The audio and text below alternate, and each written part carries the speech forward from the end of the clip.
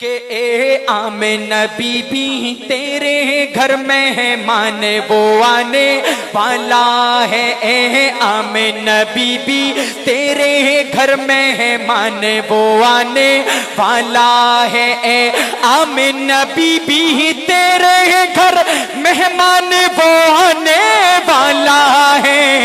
जो काबे को बुत खाने से फिर काबा बनाने वाला है। और कहते हैं फरिश्ते सब मिलकर अहलन व सहलन मरहबा। कहते हैं फरिश्ते सब मिलकर अहलन व सहलन मरहबा। कहते हैं फरिश्ते सब मिलकर अहलन व सहलन मरहबा। कहते हैं फरिश्ते सब मिलकर अहलन व सहलन मरहबा। अरे दुल्हन है ज़मीं ये जिसके लिए वो दुल्हा आने वाला है। दुल्हन है ज़मीं ये जिसके लिए वो दुल्हा आने वाला है। ए आमिना बीबी तेरे घर मेहमान वो आने वाला है।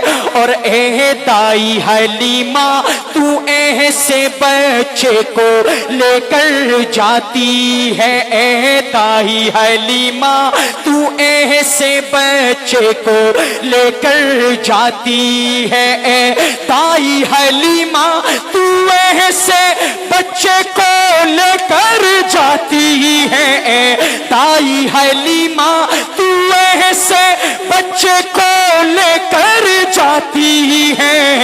अरे जो चांद को तोड़ेगा डूबा सूरज लौटाने वाला है।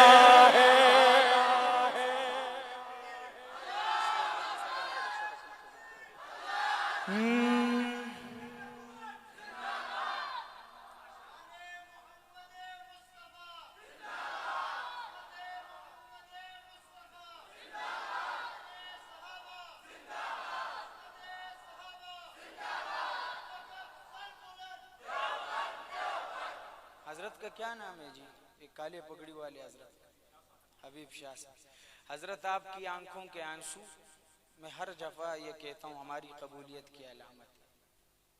अल्लाह पाक ये इश्क हर मुसलमान को नसीब करे। तो समाअत कीजिए इस कलाम का आखिरी शेर। और मौलाना फैजुल बारी साहब ने आपको खड़े होने से मना किया था, लेकिन आज मैं आपको इस हाल में इंशाअल्लाह कर दूंगा कि आप रुक भी नहीं पाएंगे। अभी आपसे इतना कहूंगा, अगर ये शेर आपके दिल पे मोहब्बत का वार करे तो घुटनों के बल खड़े हो के हाथ उठा के नबी की अजमत को सलाम पेश करना है। शायर क्या लिखता है कि महबूबे खुदा है मेरा नबी, हाँ मेरे नबी का क्या कहना। महबूबे खुदा है मेरा नबी, हाँ मेरे नबी का क्या कहना। महबूबे खुदा है मेरा नबी, हाँ मेरे नबी का क्या कहना। महबूबे खुदा है मेरा नबी, हाँ मेरे नबी का क्या कहना।